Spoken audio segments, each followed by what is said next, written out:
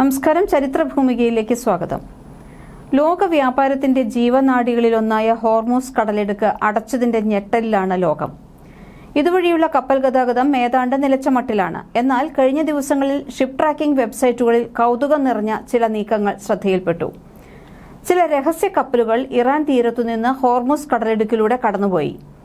അത്ഭുതമെന്തെന്നാൽ ഒരു രാജ്യത്തിന്റെയും പതാകയില്ലാത്ത പ്രേത കപ്പലുകളായിരുന്നു ഇവ.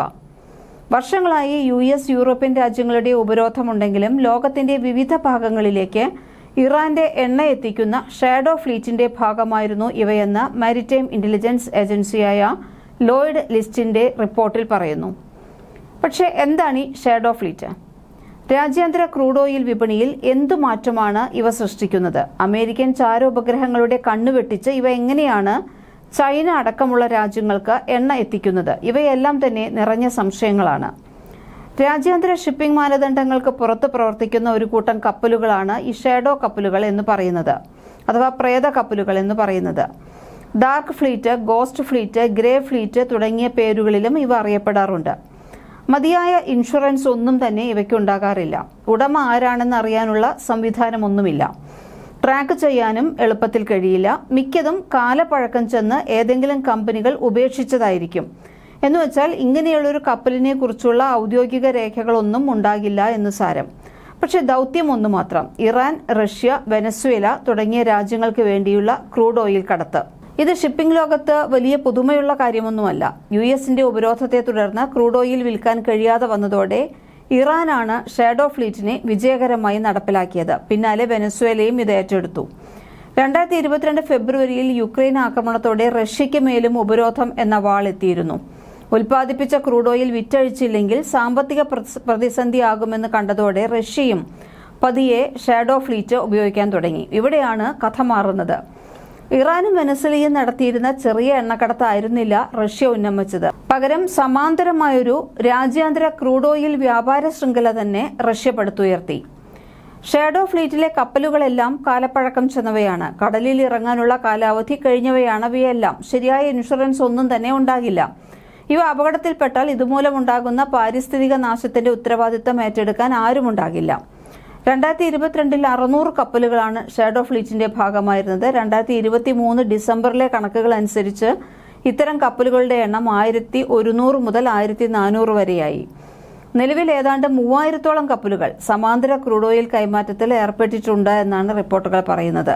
യഥാർത്ഥ കണക്കുകൾ ഇതിനേക്കാൾ കൂടുകയോ കുറയുകയോ ചെയ്യാം. കാരണം ഇവയുടെ കണക്കുകളും ലഭ്യമല്ല. അധികൃതർ ഇത്രയധികം നിയന്ത്രണങ്ങളെല്ലാം ഏർപ്പെടുത്തിയിട്ടും എന്തുകൊണ്ട് ഷാഡോ ഫ്ലീറ്റ് കപ്പലുകളുടെ എണ്ണം കൂടുന്നു എന്ന് മനസ്സിലാക്കണമെങ്കിൽ ഇതിന് പിന്നിലെ ചെറിയൊരു കാര്യം മനസ്സിലാക്കേണ്ടതുണ്ട്. പാശ്ചാത്യ രാജ്യങ്ങൾ റഷ്യയുമായുള്ള എല്ലാ ഇടപാടുകളും അവസാനിപ്പിച്ചപ്പോൾ വല്ലാത്തൊരു പ്രതിസന്ധി പുടിൻ അഭിമുഖീകരിച്ചു. വലിയൊരളവിൽ ക്രൂഡ് ഓയിൽ ഉൽപാദനം നടന്നു. പക്ഷേ നിക്ഷേപം ഇത്രയുണ്ടെങ്കിലും ഇതിനെയൊന്നും വിപണിയിൽ എത്തിച്ച് കാശു ആക്കാനുള്ള മാർഗമൊന്നും തന്നെ പുടിന് ഉണ്ടായിരുന്നില്ല. ഉപരോധം വകവയ്ക്കാതെ ക്രൂഡ് ഓയിൽ വാങ്ങാൻ തയ്യാറായ രാജ്യങ്ങളെ കണ്ടെത്തുകയായിരുന്നു റഷ്യയ്ക്ക് മുന്നിലുള്ള ആദ്യ വെല്ലുവിളി. ഇതിനു പകരം വലിയ കിഴിവാണ് റഷ്യ വാഗ്ദാനം ചെയ്തത്. ഉപരോധം തലയ്ക്ക് മുകളിൽ കത്തി നിന്നപ്പോൾ രാജ്യാന്തര ക്രൂഡ് ഓയിൽ വിലയേക്കാൾ ബാരലിന് $27 വരെ, അതായത് ഏകദേശം പകുതിയോളം ഇളവാണ് റഷ്യ ഓഫർ ചെയ്തത്. ഈ ഡിസ്കൗണ്ടാണ് ഷാഡോ ഫ്ലീറ്റിന്റെ ഏറ്റവും വലിയ ഇന്ധനം. തുച്ഛമായ ലാഭത്തിൽ പ്രവർത്തിക്കുന്ന റിഫൈനറികൾക്ക് ഇതൊരു സുവർണാവസരമായിരുന്നു. റഷ്യ അടക്കമുള്ള രാജ്യങ്ങൾക്കാകട്ടെ ഡിസ്കൗണ്ട് എത്ര നൽകിയാലും വേണ്ടില്ല, ക്രൂഡ് ഓയിൽ വരുമാനം നിലയ്ക്കില്ല എന്ന ആശ്വാസവും. ഒന്നും വിൽക്കാതിരിക്കുന്നതിനേക്കാൾ ലാഭമാണല്ലോ പകുതി വിലക്കെങ്കിലും കൊടുത്ത് ഉള്ളത് കിട്ടുന്നത്. കപ്പൽ ഉടമകൾക്കും ഇത് വലിയ അവസരമായിരുന്നു. പല കമ്പനികളും കാലാവധി കഴിഞ്ഞ് ഒഴിവാക്കിയ കപ്പലുകളാണ് ഷാഡോ ഫ്ലീറ്റിലേക്ക് എത്തിയത്. വാങ്ങിയവർക്കെല്ലാം ഇതൊരു സ്വർണ്ണഖനിയായി മാറി. സെക്കൻഡ് ഹാൻഡ് വിപണിയിൽ യൂസ്ഡ് കപ്പലുകൾക്ക് ഡിമാൻഡ് കൂടിയെന്ന് ഈ രംഗത്തുള്ളവർ പറയുന്നു. ഈ വമ്പൻ കപ്പലുകൾ ആരും കാണാതെ എങ്ങനെ പോകുമെന്നുള്ളതാണ് അടുത്ത പ്രധാന പ്രശ്നം. ശത്രു ഉപഗ്രഹങ്ങളുടെ കണ്ണുവെട്ടിച്ച് ലോകത്തിന്റെ വിവിധ ഭാഗങ്ങളിൽ ഒഴുകിയെത്തുന്ന ഷാഡോ ഫ്ലീറ്റിന്റെ കഥ ത്രില്ലർ സിനിമകളെ പോലും വെല്ലുന്നവയാണ്. ഇത് മനസ്സിലാക്കണമെങ്കിൽ കപ്പലുകളെക്കുറിച്ചുള്ള മറ്റു ചില വിവരങ്ങൾ കൂടി അറിയണം. എല്ലാ വാണിജ്യ കപ്പലുകളും തങ്ങളുടെ live location automatic identification system വഴി ഏജൻസികൾക്ക് നൽകണം എന്നാണ് ചട്ടം. എന്നാൽ ഷാഡോ ഫ്ലീറ്റിലെ കപ്പലുകൾ AIS ഓഫാക്കിയാണ് യാത്ര ചെയ്യുന്നത്.